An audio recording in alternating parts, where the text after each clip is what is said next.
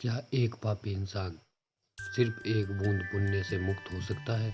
और क्या एक कुतिया भी स्वर्ग जा सकती है? आज की यह कथा आपको चौंका देगी। अंत तक जरूर सुनिएगा। हरे कृष्णा। आज की इस पावन कथा में आप सभी भक्तों का स्वागत है। भगवान आपकी सभी मनोकामनाएं पूर्ण करें। प्राचीन समय की बात है। कश्मीर में एक विद्वान ब्राह्मण रहते थे जिनका नाम देवव्रत था। वे धर्मपरायण, ज्ञानी और सदाचारी थे। उनकी एक अत्यंत सुंदर कन्या थी, मालिनी। जब वह विवाह योग्य हुई तो उसका विवाह एक सज्जन और धर्मनिष्ठ ब्राह्मण सत्यशील से कर दिया गया। लेकिन विवाह के बाद कहानी एक अलग मोड़ लिया। मालिनी का मन धर्म में नहीं था लगा। उसे ना पति की सेवा में रुचि थी, ना ही गृहस्थ धर्म में। वह केवल आभूषण, श्रृंगार और भोगविलास में डूबी रहती थी। धीरे धीरे वह कुमार्ग पर चलने लगी, पति की आज्ञा का पालन नहीं करती और गलत संगति में पड़कर अपने जीवन को पापों में डुबोती चली गई। समय बीतता गया और उसके पाप बढ़ते गए। फिर एक दिन उसने पापों का फल सामने आया। उसके शरीर में भयंकर रोग उत्पन्न हो गए, अंग अंग में कीड़े पड़ गए, नाक कान उंगलियां गलने लगी। वह असहनीय पीड़ा से तड़पने लगी। कोई उसका सहारा नहीं था, जिसे उसने जीवन भर अनदेखा किया। वही धर्म आज उससे दूर हो चुका था। अंत में अत्यंत कष्ट भोगते हुए उसकी मृत्यु हो गई। लेकिन मृत्यु अंत नहीं थी। मृत्यु के बाद नरक में भयानक यातनाएं सहनी पड़ी। हजारों वर्ष तक जलती रही, तड़पती रही और फिर बार बार उसे कुत्ते की योनि में जन्म लेना पड़ा।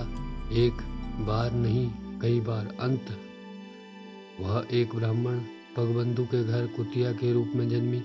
उसका शरीर बहुत कमजोर, बीमारियों से घिरा हुआ, नाक, कान और पूंछ भी सही नहीं थे और वह बहुत दुखी भरा जीवन जी रही थी। दिन बीतते गए, साल बीत गए।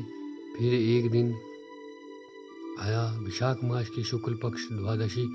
उस दिन पगबंधु का पुत्र सुबह सुबह स्नान करके घर लौटा। वह तुलसी के पास बैठा हुआ अपने पांव धो रहा था। संयोग से वह कुतिया वहीं बैठी हुई थी। जैसे ही ब्राह्मण पुत्रों के पैरों का जल उसके शरीर पर गिरा, कुछ अद्भुत हुआ। उस क्षण उसके सारे पाप नष्ट हो गए। उसकी चेतना जाग उठी और उसने अपने सारे पिछले जन्म याद किए। वह कांपते हुए ब्राह्मण के पास गई और बोली, रोते हुए बोली, हे प्रभु, मैं बहुत ही पापनी हूँ।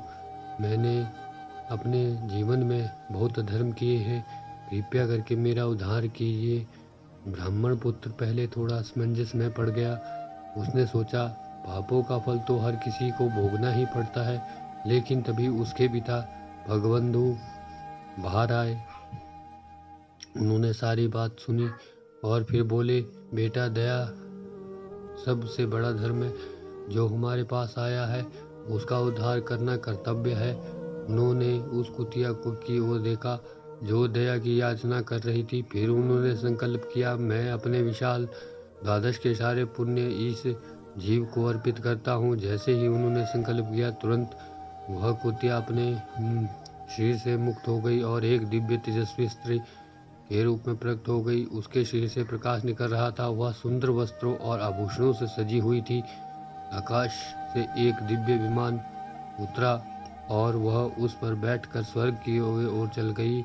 सब लोग इस अद्भुत दृश्य को देखकर आश्चर्यचकित रह गए। अंत में यही सीख मिलती है, पहला पाप कितना भी बड़ा क्यों ना हो, सच्चे पश्चाताप से उसका पुण्य मिट जाता है। दूसरा, विशाख मास की द्वादशी का पुण्य अत्यंत शक्तिशाली होता है। तीसरा, दया ही सबसे बड़ा धर्म है। किसी भी जीव को छोटा मत समझो, क्योंकि हर जीव में भगवान का अंश होता है। अगर आपको यह कथा पसंद आई हो तो कमेंट में जरूर लिखें हरे कृष्णा। और ऐसी ही भक्ति कथाओं के लिए हमारे चैनल को जरूर सब्सक्राइब करें। धन्यवाद।